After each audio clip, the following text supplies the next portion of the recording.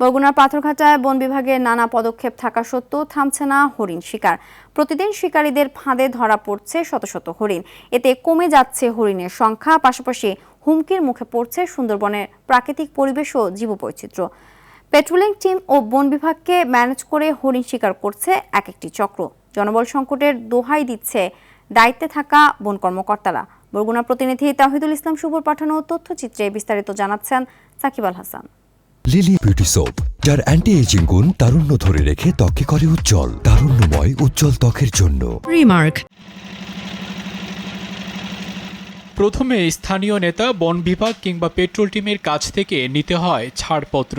এরপর জেলে বেশে সুন্দরবনে প্রবেশ করে এভাবেই রশি দিয়ে বানানো হয় হরিণ শিকারের ফাঁদ। এইভাবে এরা সাবজ দেওয়ার পর আমি এখন সাবরে চলে যাই, যাইয়া ধরি, আবার ফোনে জানাই যে হাই পাইছি বা পাইনি। আই আমরা কিছু মাংস দিই, কিছু টাকা দিই। 8 থেকে 10 জন মিলে গড়ে ওঠে এক একটি চক্র। মাসে শিকার করে অন্তত 30 থেকে 40টি হরিণ।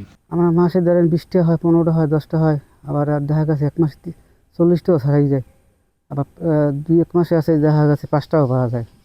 এমন চক্রের সুনির্দিষ্ট সংখ্যা জানা নেই শিকারীদেরও। অনেক চক্রের কোনো অভাব নেই, তবে জাল্লিরা আছে কিছু। হেরা আবার ওই হেরা মাঝাতে যাই, হেরাও কিছু আনে গোপনে, কিন্তু হেরা ধরা মানি করে। সুন্দরবন খুব কাছে হওয়ার কারণে হরিণ শিকারীরা এখান থেকে নির্বিঘ্নে হরিণ শিকার করে নিয়ে আসতে পারে।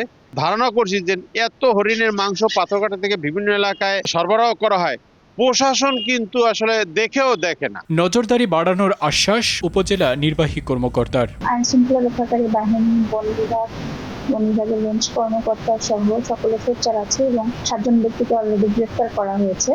আমরা এই ব্যাপারে সজাগ আছি। সরকারের সর্বোচ্চ মহল থেকে কঠোর নজরদারি করা না গেলে হুমকির মুখে পড়বে সুন্দরবনের জীববৈচিত্র্য, এমনটি মনে করছেন পরিবেশবিদরা। সাকিব আল হাসান, RTV।